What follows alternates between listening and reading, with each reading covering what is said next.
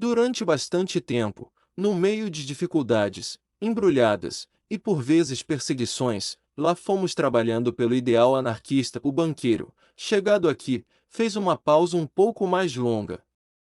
Não acendeu o charuto, que estava outra vez apagado. De repente teve um leve sorriso, e, com um ar de quem chega ao ponto importante, fitou-me com mais insistência e prosseguiu, clarificando mais a voz e acentuando mais as palavras. Nesta altura, disse ele, apareceu uma coisa nova. Nesta altura é modo de dizer. Quero dizer que, depois de alguns meses desta propaganda, comecei a reparar numa nova complicação, e esta é que era a mais séria de todas, esta é que era séria a valer, recorda-se, não é verdade? Daquilo em que eu, por um raciocínio rigoroso, assentei que devia ser o processo de ação dos anarquistas.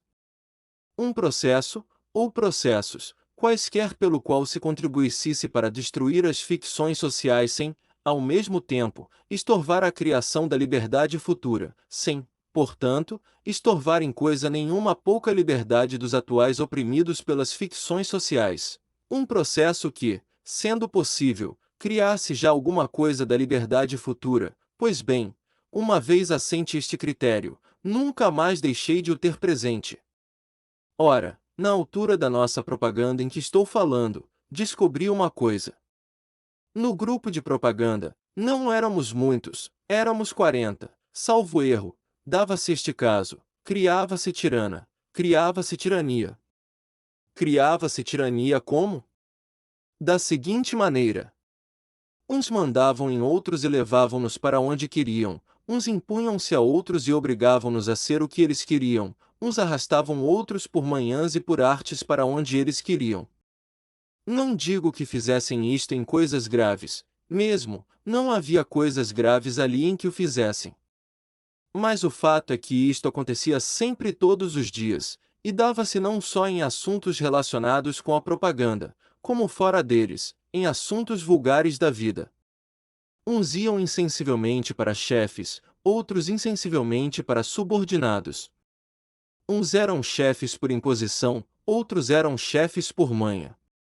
No fato mais simples isto se via.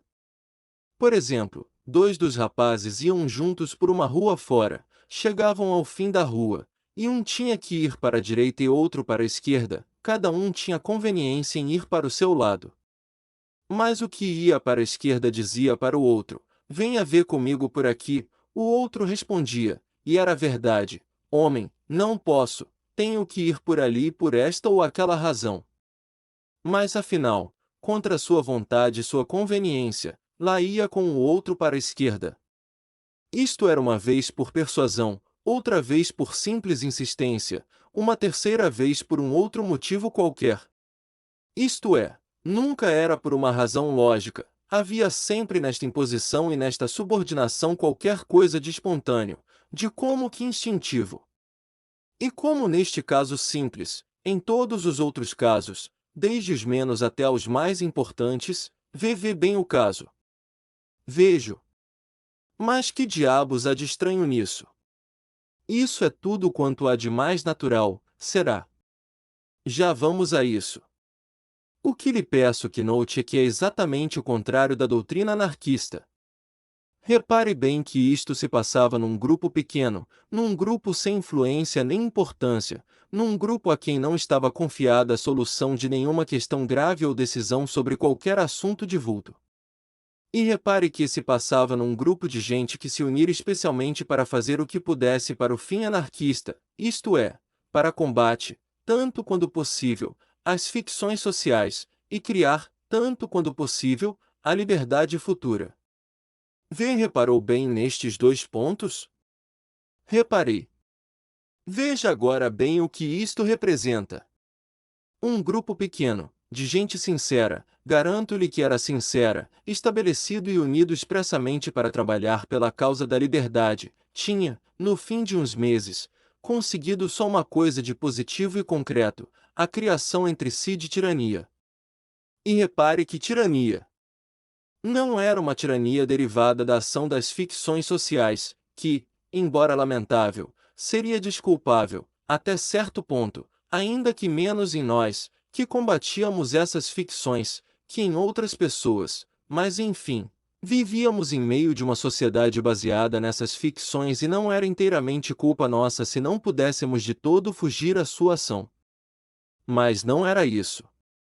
Os que mandavam nos outros, ou os levavam para onde queriam, não faziam isso pela força do dinheiro, ou da posição social, ou de qualquer autoridade de natureza fictícia, que se arrogassem, faziam-no por uma ação de qualquer espécie fora das ficções sociais, uma tirania nova. E era uma tirania exercida sobre gente essencialmente oprimida já pelas ficções sociais. Era, ainda por cima, tirania exercida entre si por gente cujo intuito sincero não era senão destruir tirania e criar liberdade. Agora põe o caso num grupo muito maior, muito mais influente, tratando já de questões importantes e de decisões de caráter fundamental. Põe esse grupo em caminho os seus esforços, como o nosso, para a formação de uma sociedade livre. E agora diga-me se através desse carregamento de tiranias entrecruzadas vê entrever qualquer sociedade futura que se pareça com uma sociedade livre ou com uma humanidade digna de si própria. Sim, isso é muito curioso, não é? E olhe que há pontos secundários também muito curiosos. Por exemplo, a tirania do auxílio. A quê? A tirania do auxílio. Havia entre nós quem, em vez de mandar nos outros, em vez de se impor aos outros, pelo contrário os auxiliava em tudo quanto podia. Parece o contrário, não é verdade? Pois olhe que é o mesmo. É a mesma tirania nova. É do mesmo modo ir contra os princípios anarquistas. Essa é boa? Em quê?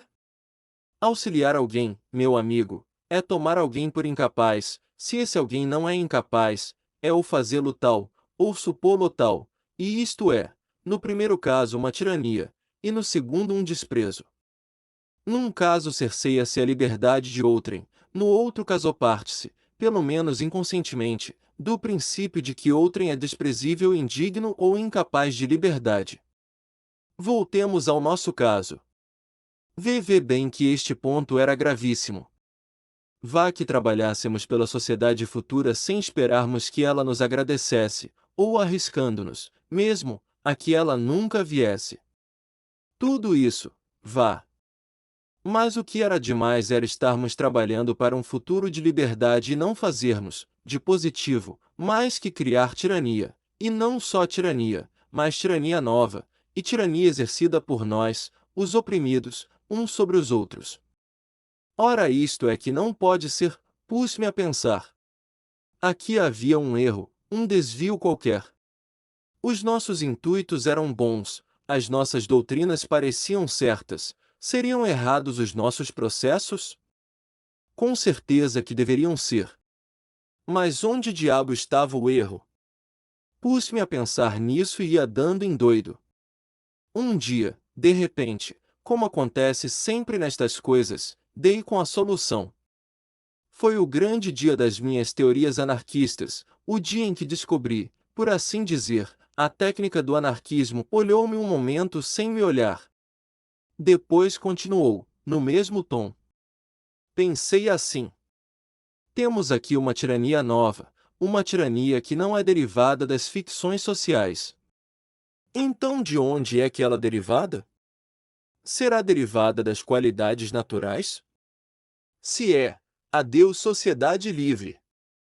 Se uma sociedade onde estão em operação apenas as qualidades naturais dos homens, aquelas qualidades com que eles nascem, que devem só à natureza, e sobre as quais não temos poder nenhum, se uma sociedade onde estão em operação apenas essas qualidades é um amontoado de tiranias, quem é que vai mexer o dedo mínimo para contribuir para a vinda dessa sociedade? Tirania por tirania, fique a que está, que ao menos é aquela a que estamos habituados, e que por isso fatalmente sentimos menos que estaríamos uma tirania nova, e com o caráter terrível de todas as coisas tirânicas que são diretamente da natureza. O não haver revolta possível contra ela, como não há revolução contra ter que morrer, ou contra nascer baixo quando se preferia ter nascido alto. Mesmo, Eu já lhe provei que, se por qualquer razão não é realizável a sociedade anarquista, então deve existir, por ser mais natural que qualquer outra salvo aquela, a sociedade burguesa. Mas seria esta tirania, que nascia assim entre nós, realmente derivada das qualidades naturais? Ora, o que são as qualidades naturais? São o grau de inteligência, de imaginação, de vontade, etc., com que cada um nasce, isto no campo mental, é claro, porque as qualidades naturais físicas não vêm para o caso. Ora, um tipo que, sem ser por uma razão derivada das ficções sociais, manda noutro, por força que o faz por lhe ser superior em uma ou outra das qualidades naturais. Domina-o pelo emprego das suas qualidades naturais. Mas há uma coisa a ver, esse emprego das qualidades naturais será legítimo, isto é, será natural. Ora, qual é o emprego natural das nossas qualidades naturais? O servir os fins naturais da nossa personalidade. Ora, dominar alguém será um fim natural da nossa personalidade? Pode sê-lo, há um caso em que pode sê-lo, é quando esse alguém está para nós num lugar de inimigo. Para o anarquista, é claro, quem está num lugar de inimigo é qualquer representante das ficções sociais e da sua tirania, mais ninguém, porque todos os outros homens são homens como ele e camaradas naturais. Ora, vê bem vê, o caso da tirania, que tínhamos estado criando, era exercida sobre homens como nós, camaradas naturais, e, mais ainda, sobre homens duas vezes nossos camaradas, porque o eram também pela comunhão do mesmo ideal. Conclusão: esta nossa tirania, se não era derivada das ficções sociais, também não era derivada das qualidades naturais, era derivada de uma aplicação errada, de uma perversão, das qualidades naturais. E essa perversão, de onde é que provinha? Tinha que provir de uma de duas coisas, ou de o homem ser naturalmente mau, e portanto todas as qualidades naturais serem naturalmente pervertidas, ou de uma perversão resultante da longa permanência da humanidade numa atmosfera de ficções sociais, todas elas criadoras de tirania, e tendente, portanto, a tornar já instintivamente tirânico o uso mais natural das qualidades mais naturais. Ora, destas duas hipóteses, qual é que seria a verdadeira? De um modo satisfatório, isto é, rigorosamente lógico ou científico, era impossível determinar. O raciocínio não pode entrar com o problema, porque ele é de ordem histórica ou científica, e depende do conhecimento de fatos.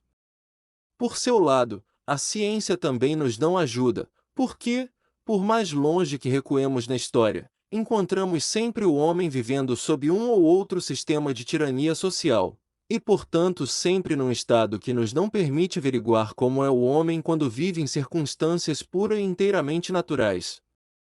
Não havendo maneira de determinar ao certo, temos que pender para o lado da maior probabilidade, e a maior probabilidade está na segunda hipótese.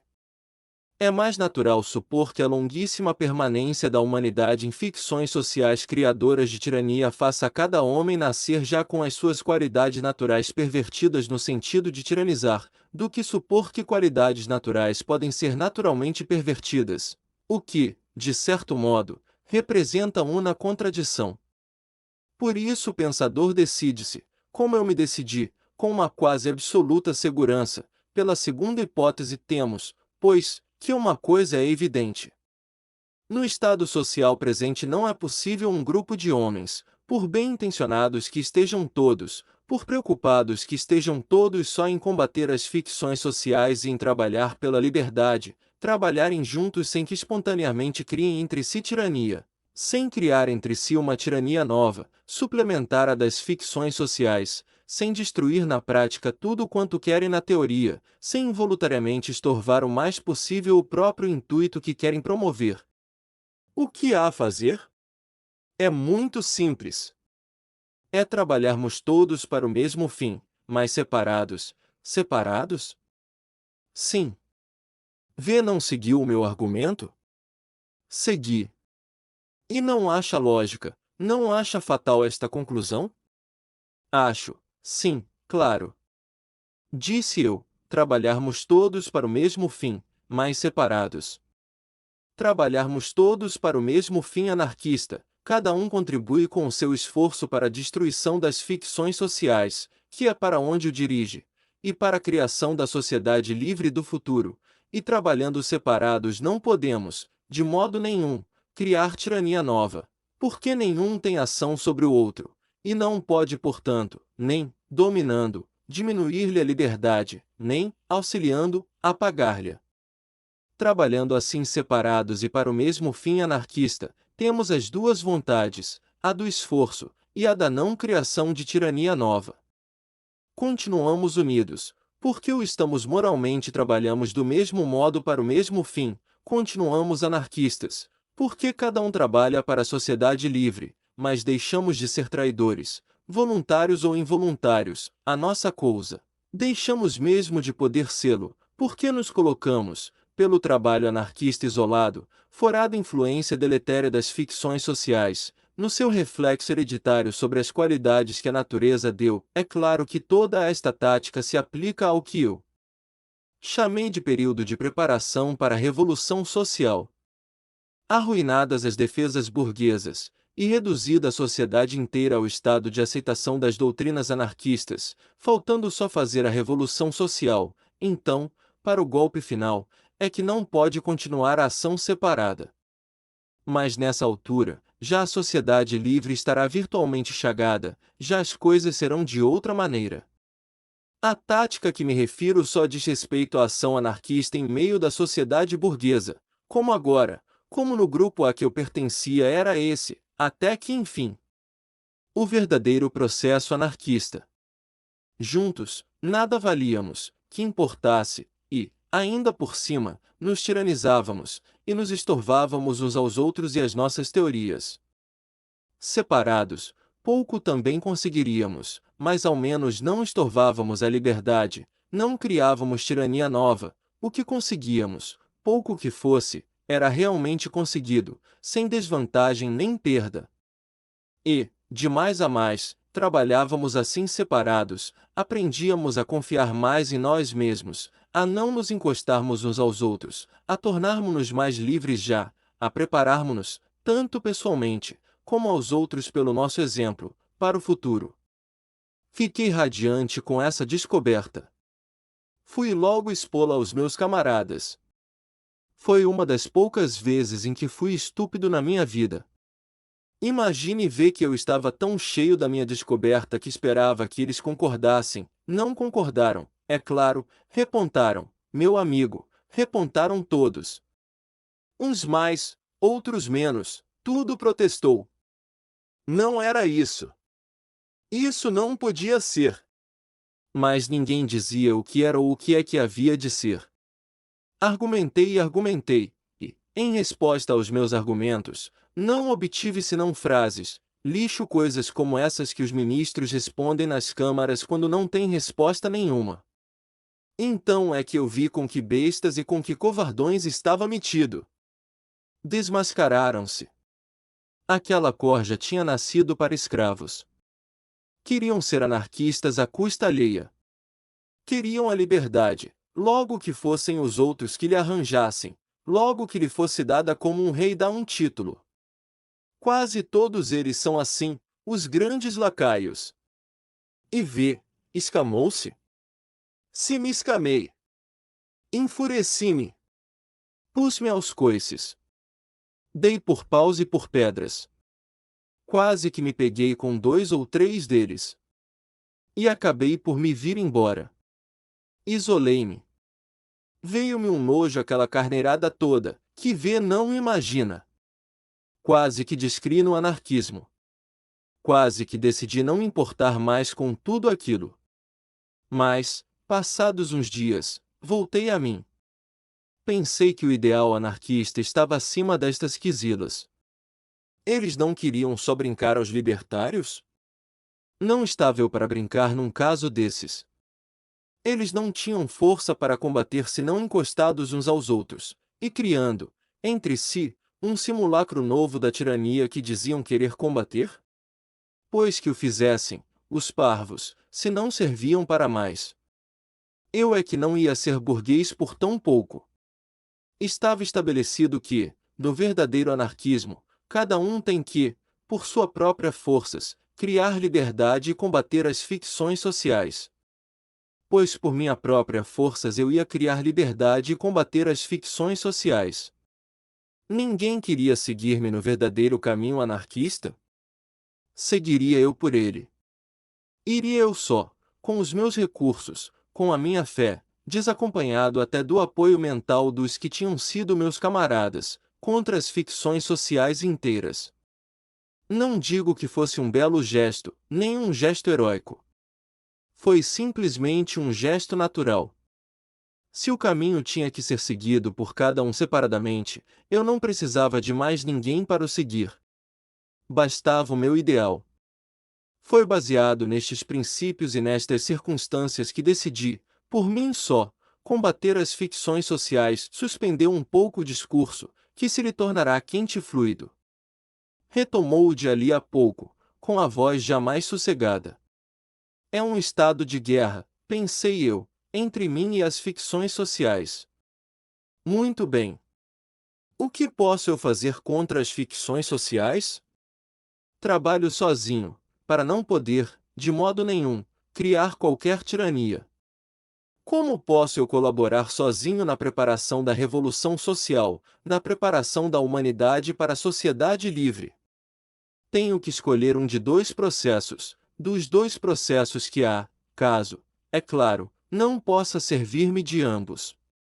Os dois processos são a ação indireta, isto é, a propaganda, e a ação direta, de qualquer espécie. Pensei primeiro na ação indireta, isto é, na propaganda. Que propaganda poderia eu fazer só por mim? À parte esta propaganda que sempre se vai fazendo em conversa, com este ou aquele, ao acaso e servindo-nos de todas as oportunidades, o que eu queria saber era se a ação indireta era um caminho por onde eu pudesse encaminhar a minha atividade de anarquista energicamente, isto é, de modo a produzir resultados sensíveis. Vi logo que não podia ser. Não sou orador e não sou escritor.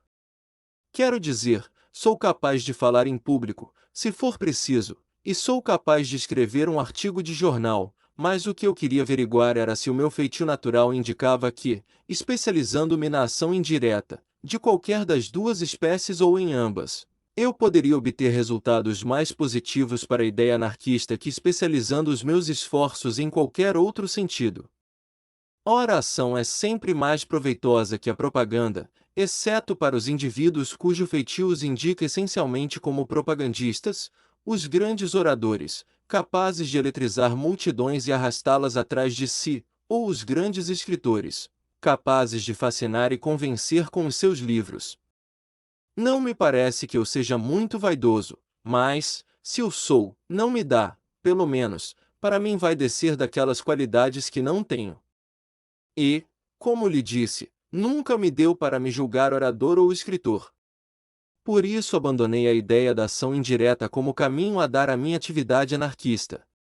Por exclusão de partes, era forçado a escolher a ação direta, isto é, o esforço aplicado à prática da vida, à vida real. Não era a inteligência, mas a ação. Muito bem. Assim tinha eu pois que aplicar à vida prática o processo fundamental de ação anarquista que eu já tinha esclarecido, combater as ficções sociais sem criar tirania nova, criando já, caso fosse possível, qualquer coisa da liberdade futura.